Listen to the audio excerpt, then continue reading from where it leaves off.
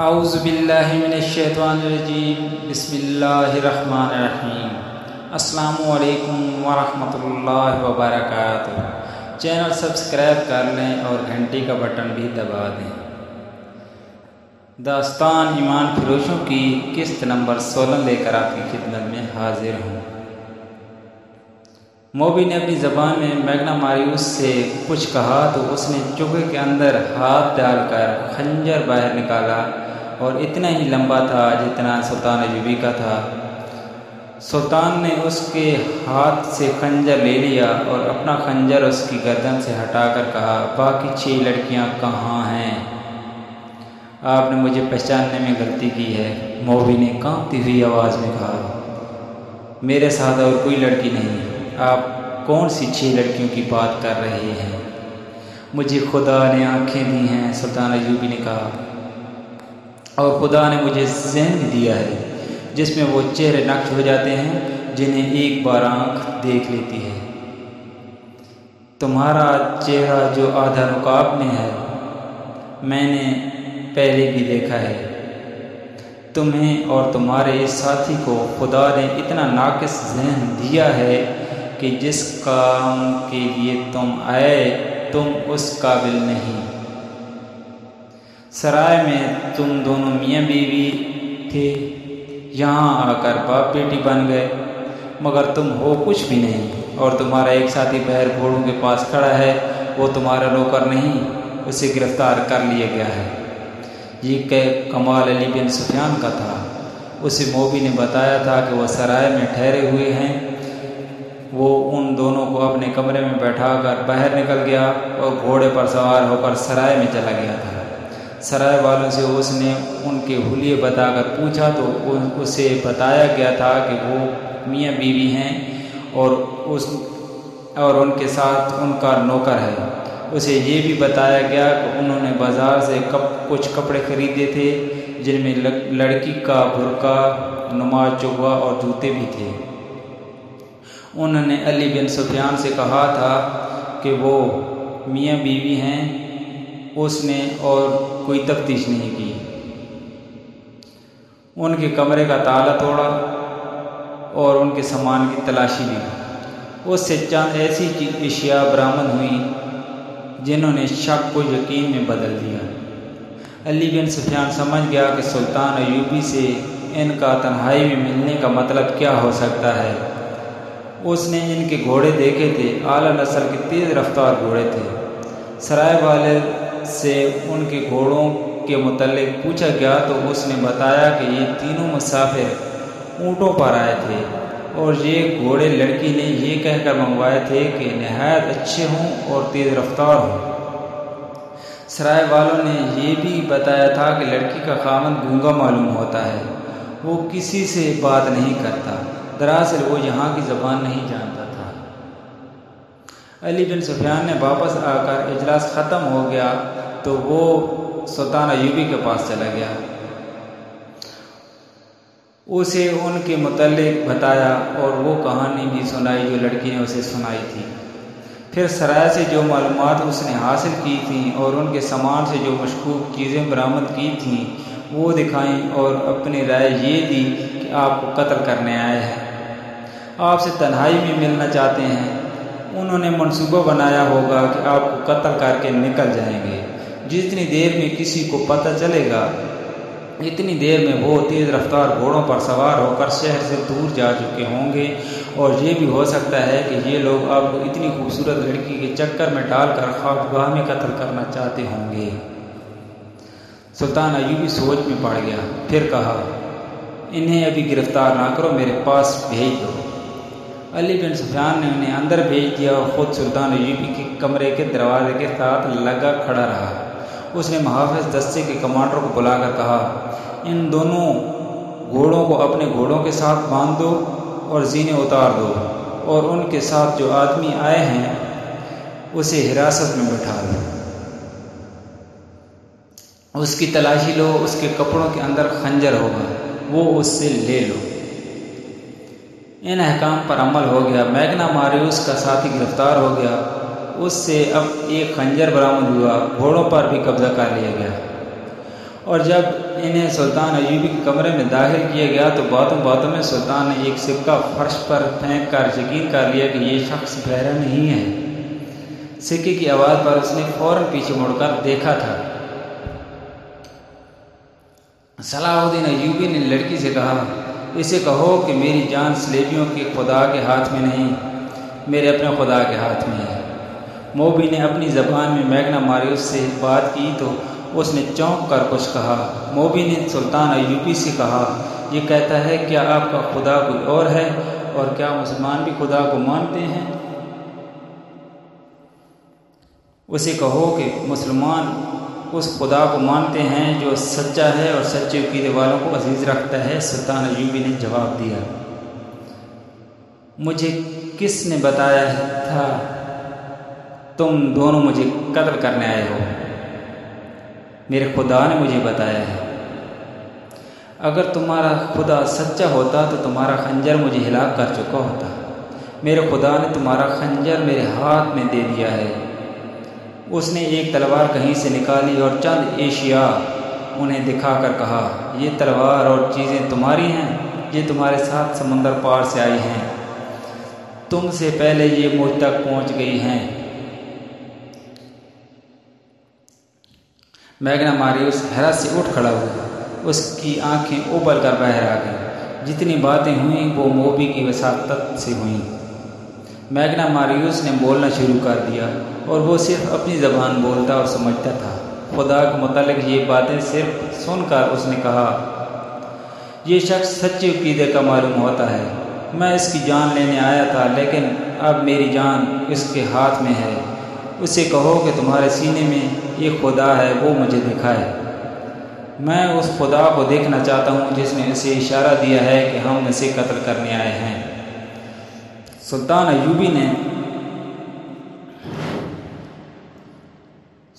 ایوبی کے پاس اتنی لمبی چوڑی باتوں کا وقت نہیں تھا۔ اسے چاہیے تھا کہ ان دونوں کو جلاد کے حوالے کر دیتا، لیکن اس نے دیکھا کہ یہ شخص بھٹکا ہوا معلوم ہوتا ہے۔ اگر یہ پاگل نہیں تو یہ ذہنی طور پر گمراہ ضرور ہے۔ چنانچہ اس نے اس کے ساتھ دوستانہ انداز میں باتیں شروع کر دیں۔ اس دوران علی بن سفیان اندر آ گیا۔ وہ دیکھنا چاہتا تھا کہ سلطان خیریت سے تو ہے۔ سلطان ایوبی نے مسکرا کر کہا، سب ٹھیک ہے علی، میں نے ان سے خنجر لے لیا ہے۔ علی بن سفیان سکون کی آہ بھر کر باہر چلا گیا۔ میگنا ماریوس نے کہا، پیشتر اس کے کہ سلطان میری گردن تن سے جدا کر دے، میں اپنی زندگی کی کہانی سنانے کی مہلت چاہتا ہوں۔ سلطان ایوبی نے اجازت دے دی۔ میگنا ماریوس نے بالکل وہ کہانی جو رات کو صحرا میں اس نے اپنی پارٹی کے کمانڈر اور اپنے ساتھیوں کو سنائی تھی، منوعاً سلطان ایوبی کو سنا دی۔ اب کہ اس نے سلیب پر لٹکتے ہوئے حضرت عیسیٰ علیہ السلام کے بت، کماری مریم کی تصویر اور پادریوں کے اس خدا سے جس سے وہ پادری کی اجازت کے بغیر بات بھی نہیں کر سکتا تھا، بیزاری کا اظہار کیا اور کہا، مرنے سے پہلے مجھے خدا کی ایک جھلک دکھا دو۔ میرے خدا نے بچوں کو بھوکا مار دیا ہے، میری ماں کو اندھا کر دیا ہے، میری بہن کو شرابی وحشیوں کا قیدی بنا دیا ہے اور مجھے 30 سالوں کے لیے قید خانے میں بند کر دیا ہے۔ میں وہاں سے نکلا تو موت کے منہ میں آ پڑا۔ سلطان، میری جان تیرے ہاتھ میں ہے، مجھے سچا خدا دکھا دے، میں اس سے فریاد کروں گا، اس سے انصاف مانگوں گا۔ تیری جان میرے ہاتھ میں نہیں، سلطان ایوبی نے کہا، میرے خدا کے ہاتھ میں ہے۔ اگر میرے ہاتھ میں ہوتی تو اس وقت تک تم میرے جلاد کے پاس ہوتے۔ میں تمہیں وہ سچا خدا دکھا دوں گا جو تیری گردن مارنے سے مجھے روک رہا ہے، لیکن تجھے اس خدا کا سچا عقیدہ قبول کرنا ہوگا، ورنہ خدا تمہاری فریاد نہیں سنے گا اور انصاف بھی نہیں ملے گا۔ سلطان ایوبی نے اس کا خنجر اس کی گود میں پھینک دیا اور خود اس کے پاس جا کر اس کی طرف پیٹ کر کے کھڑا ہو گیا۔ موبی سے کہا، اسے کہو میں اپنی جان اس کے حوالے کرتا ہوں، یہ خنجر میری پیٹھ میں گھونپ دے۔ میگنا ماریوس نے خنجر ہاتھ میں لے لیا، اسے غور سے دیکھا۔ سلطان ایوبی کی پیٹھ پر نگاہ دوڑائی، اٹھا اور سلطان کے سامنے چلا گیا۔ اسے سر سے پاؤں تک دیکھا۔ یہ سلطان صلاح الدین ایوبی کی جلالی شخصیت کا اثر تھا یا سلطان کی آنکھوں کی چمک میں اسے سچا خدا نظر آ گیا کہ اس کے ہاتھ کانپنے لگے۔ اس نے خنجر سلطان ایوبی کے قدموں میں رکھ دیا۔ وہ دو زانوں بیٹھ گیا اور سلطان کے ہاتھ چوم کر زار و قطار رونے لگا۔ موبی سے کہا، اسے کہو کہ یا تو یہ خود خدا ہے یا اس نے خدا کو اپنے سینے میں قید کر رکھا ہے۔ اسے کہو مجھے اپنا خدا دکھا دو۔ سلطان ایوبی نے اسے اٹھایا اور سینے سے لگا کر اپنے ہاتھ سے اس کے آنسو پونچھے۔ وہ تو بھٹکا ہوا انسان تھا۔ اس کے دل میں مسلمانوں کے خلاف نفرت بھر دی گئی تھی اور اسلام کے خلاف زہر ڈالا گیا تھا۔ پھر حالات نے اسے اپنے مذہب سے بیزار کیا۔ یہ ایک قسم کا پاگل پن تھا اور تشنگی تھی جو اسے ایسی خطرناک مہم پر لے آئی تھی۔ سلطان ایوبی اسے بے گناہ سمجھتا تھا، لیکن اسے آزاد بھی نہ کیا بلکہ اپنے پاس رکھ لیا۔ موبی باقاعدہ ٹریننگ لے کر آئی تھی اور مفرور جاسوسہ تھی۔ یہ وہ 7ویں لڑکی تھی جس نے صلیبیوں کا پیغام سوڈانیوں تک پہنچایا اور بغاوت کرائی تھی۔ وہ ملک کی دشمن تھی، اسے اسلامی قانون نہیں بخش سکتا تھا۔ سلطان نے اسے اور اس کے ساتھی کو علی بن سفیان کے حوالے کر دیا۔ تفتیش میں دونوں نے اقبال جرم کر لیا اور یہ بھی بتا دیا کہ رسد کے قافلے کو انہوں نے ہی لوٹا تھا اور لڑکیوں کو بھی انہوں نے آزاد کرایا اور محافظ دستے کو ہلاک کیا تھا، اور بالیان اور اس کے ساتھیوں کو بھی انہوں نے ہلاک کیا تھا۔ یہ تفتیش 3-4 دن جاری رہی۔ اس دوران میگنا ماریوس کا دماغ روشن ہو چکا تھا۔ ایک بار اس نے سلطان ایوبی سے پوچھا، کیا آپ نے اس لڑکی کو مسلمان کر کے اپنے حرم میں رکھ لیا ہے؟ آج شام کو اس کا جواب دوں گا، سلطان ایوبی نے جواب دیا تھا۔ شام کے وقت سلطان ایوبی نے میگنا ماریوس کو ساتھ لیا اور کچھ دور جا کر ایک احاطے میں لے گیا۔ لکڑی کے 2 تختے پڑے تھے، ان پر سفید چادریں پڑی ہوئی تھیں۔ سلطان ایوبی نے چادروں کو ایک طرف سے اٹھایا اور میگنا ماریوس کو دکھایا۔ اس کے چہرے کا رنگ بدل گیا۔ اس کے سامنے موبی کی لاش پڑی تھی اور دوسرے تختے پر اس کے ساتھی کی لاش تھی۔ سلطان ایوبی نے موبی کے سر پر ہاتھ رکھ کر پیچھے کھینچا، گردن کندھے سے جدا تھی۔ اس نے میگنا ماریوس سے کہا، میں اسے بخش نہیں سکتا تھا، تم اسے اپنے ساتھ لائے تھے کہ میں اس کے حسن اور جسم پر فدا ہو جاؤں گا، مگر اس کا جسم مجھے ذرہ بھر اچھا نہیں لگا۔ یہ ناپاک جسم تھا، یہ اب مجھے اچھا لگ رہا ہے جب کہ اس جسم سے اتنی حسین شکل و صورت جدا ہو چکی ہے۔ مجھے یہ بہت اچھی لگ رہی ہے، اللہ اس کے گناہ معاف کرے۔ سلطان، میگنا ماریوس نے پوچھا، آپ نے مجھے کیوں بخش دیا؟ اس لیے کہ تم مجھے قتل کرنے آئے تھے، سلطان ایوبی نے جواب دیا، مگر یہ میری قوم کے کردار کو قتل کرنے آئی تھی، اور تمہارا یہ ساتھی بھی سوچے سمجھے منصوبے کے تحت بہت سے لوگوں کا قاتل بنا، اور تم نے میرا خون بہا کر خدا کو دیکھنا چاہا۔ چند دنوں بعد میگنا ماریوس سیف اللہ بن گیا، جو بعد میں سلطان ایوبی کی محافظ دستے میں شامل ہوا، اور جب سلطان ایوبی خالق حقیقی سے جا ملا تو سیف اللہ نے زندگی کے آخری 17 برس سلطان ایوبی کی قبر پر گزار دیے۔ آج کسی کو بھی معلوم نہیں کہ سیف اللہ کی قبر کہاں ہے۔ یہ کہانی تھی 7 لڑکیوں کی۔ اب آگے جو کہانی شروع ہو رہی ہے وہ ہے دوسری بیوی کی۔ کس کی دوسری بیوی تھی، کہانی میں سب کچھ بتاتا ہوں۔ سلطان صلاح الدین ایوبی کی کہانی بہت سے حصوں میں ہے، اس لیے کہانی کا نام سن کر چھوڑ نہ دینا، جزاک اللہ۔ اگلی کہانی، دوسری بیوی۔ قاہرہ سے 1.5-2 میل دور، جہاں ایک طرف ریت کے ٹیلے اور باقی ہر طرف صحرا ریت کے سمندر کی مانند افق تک پھیلا ہوا تھا، انسانوں کے سمندر تلے دب گیا تھا۔ یہ لاکھوں انسانوں کا ہجوم تھا۔ ان میں 76 سوار بھی تھے، گھوڑ سوار بھی، بہت سے لوگ گدھوں پر بھی سوار تھے۔ تعداد ان کی زیادہ تھی جن کے پاس کوئی سواری نہیں تھی۔ لاتعداد ہجوم 4-5 دنوں سے صحرا کی اس وسط میں جمع ہونا شروع ہو گیا تھا۔ کہہ رہا کہ بازاروں میں بھیڑ اور رونق زیادہ ہو گئی تھی، سرائے بھر گئی تھی۔ یہ لوگ دور دور سے اس سرکاری منادی پر آئے تھے کہ 6-7 روز بعد کہہ رہا کہ مضافاتی ریگستان میں مصری فوج گھوڑ سواری، شتر سواری، دوڑتے گھوڑوں اور اونٹوں سے تیر اندازی اور بہت سی جنگی کمالات کا مظاہرہ کرے گی۔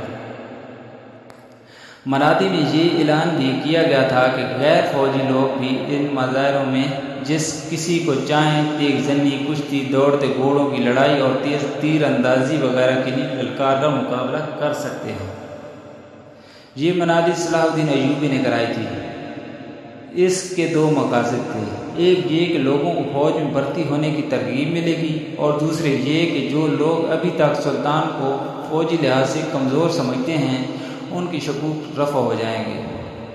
سلطان ایوبی کو یہ بھی اطلاعیں ملنے لگیں کہ لوگ 6 روز پہلے ہی تماشا گاہ میں جمع ہونا شروع ہو گئے ہیں، تو وہ بہت خوش ہوا، مگر علی بن سفیان پریشان سا نظر آتا تھا۔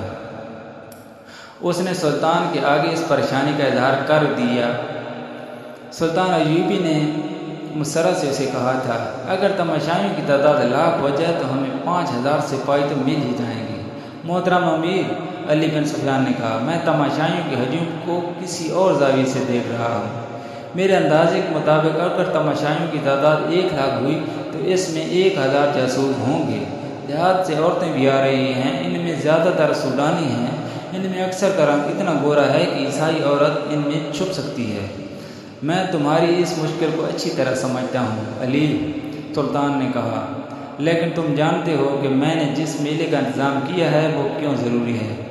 تم اپنے محکمے کو اور زیادہ ہوشیار کر دو۔ میں اس کے حق میں ہوں، علی بن سفیان نے کہا، یہ میلہ بہت ہی ضروری ہے۔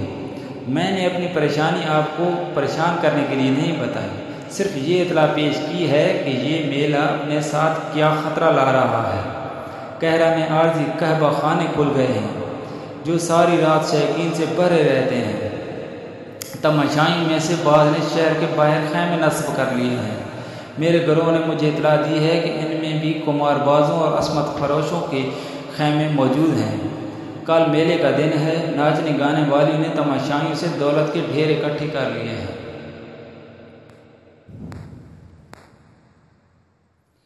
میلہ ختم ہو جائے گا تو یہ غلاظت بھی ہجوم کے ساتھ ہی صاف ہو جائے گی۔ سلطان ایوبی نے کہا، میں اس پر پابندی عائد نہیں کرنا چاہتا۔ مصر کی اخلاقی حالت اچھی نہیں۔ رقص اور عصمت فروشی 1-2 دنوں میں ختم نہیں کی جا سکتی۔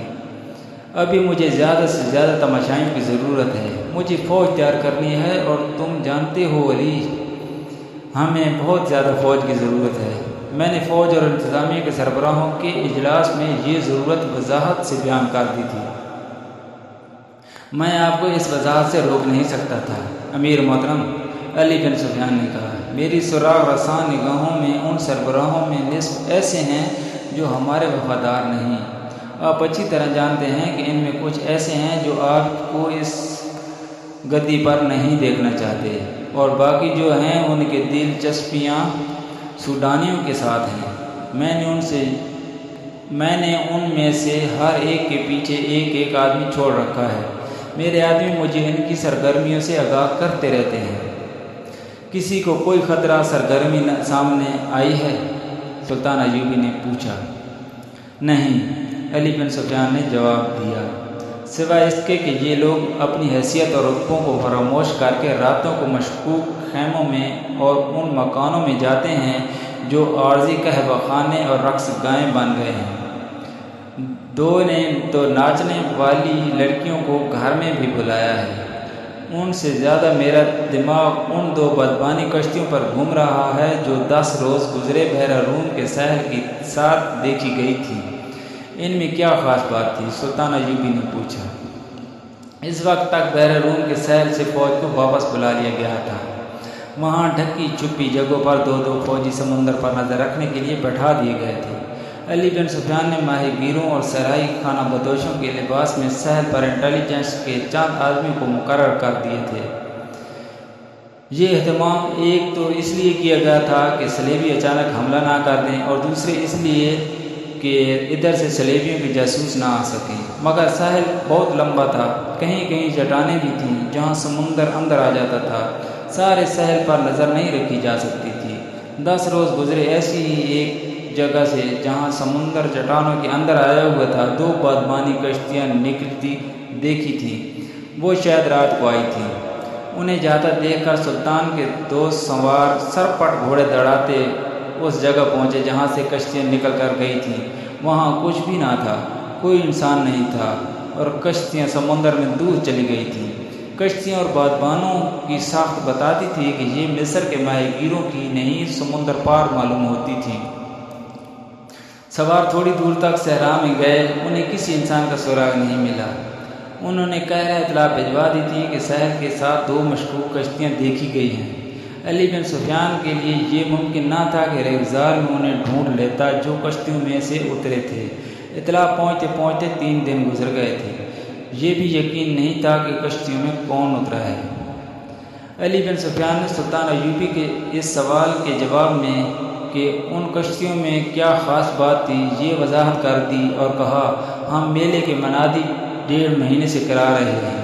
1.5 مہینے میں خیر خبر یورپ کے وسط تک پہنچ سکتی ہے اور وہاں سے جاسوس آ سکتے ہیں۔ مجھے یقین کی حد تک شک ہے کہ تماشائیوں کے ساتھ صلیبیوں کے جاسوس میلے میں آ گئے ہیں۔ قاہرہ میں اس وقت لڑکیاں عارضی طور پر نہیں، مستقل طور پر فروخت ہو رہی ہیں۔ سلطان سمجھ سکتے ہیں کہ ان کی خریدار معمولی حیثیت کے لوگ نہیں ہو سکتے۔ ان خریداروں میں قاہرہ کے تاجر، ہماری انتظامیہ اور فوج کے سربراہ اور نامی گرامی بردہ فروش شامل ہیں۔ بکنے والی لڑکیوں میں صلیبیوں کی جاسوس لڑکیاں ہو سکتی ہیں اور یقیناً ہوں گی۔ سلطان ایوبی ان اطلاعوں سے پریشان نہ ہوا۔ بحر روم میں صلیبیوں کو شکست دیے تقریباً 1 سال گزر گیا تھا۔ علی بن سفیان نے سمندر پار جاسوسی کا انتظام کر رکھا تھا جو مضبوط اور 100% قابل اعتماد نہیں تھا۔ تاہم یہ اطلاع مل گئی تھی کہ صلیبیوں نے مصر میں جاسوس اور تخریب کار بھیج رکھے ہیں۔ ابھی یہ معلوم نہیں ہو سکا تھا کہ مصر کے متعلق ان کے منصوبے کیا ہیں۔ بغداد اور دمشق سے آنے والی اطلاعوں سے پتہ چلا تھا کہ صلیبیوں نے زیادہ تر دباؤ ادھر ہی رکھا ہوا ہے۔ وہاں خصوصاً شام میں وہ مسلمان امراء کو عیاشیوں اور شراب میں ڈبوتے چلے جا رہے تھے۔ سلطان نور الدین زنگی کی موجودگی میں صلیبی ابھی براہ راست ٹکر لینے کی جرأت نہیں کر رہے تھے۔ بحر روم میں جب صلاح الدین ایوبی نے ان کا بیڑا بما لشکر غرق کر دیا تھا، ادھر عرب میں سلطان زنگی نے صلیبیوں کی مملکت پر حملہ کر کے انہیں صلح پر مجبور کیا اور جزیہ وصول کر لیا تھا۔ اس معرکے میں بہت سے صلیبی سلطان زنگی کی قید میں آئے تھے، جن میں رینالڈ نام کا ایک صلیبی سالار بھی تھا۔ سلطان زنگی نے ان قیدیوں کو رہا نہیں کیا تھا کیونکہ صلیبیوں نے مسلمان جنگی قیدیوں کو شہید کر دیا تھا۔ اس کے علاوہ صلیبی عہد چکنی بھی کرتے تھے۔ سلطان ایوبی کو اطمینان تھا کہ ادھر سلطان زنگی سلطنت اسلامیہ کی پاسبانی کر رہا ہے، پھر بھی وہ فوج تیار کر رہا تھا تاکہ صلیبیوں سے فلسطین لیا جائے اور عرب کی سرزمین کو کفار سے پاک کیا جائے۔ اس کے ساتھ ہی وہ مصر کا دفاع مضبوط کرنا چاہتا تھا۔ بیک وقت حملے اور دفاع کے لیے بے شمار فوج کی ضرورت تھی۔ مصر میں بھرتی کی رفتار سلطان ایوبی کے عزائم کے مطابق سست تھی۔ اس کی ایک وجہ یہ تھی کہ سوڈانیوں کی فوج توڑ دی گئی تھی۔ اس کے کمانڈار اور عہدیدار دیہات میں سلطان ایوبی کے خلاف پراپگنڈے کرتا پھر رہے تھے۔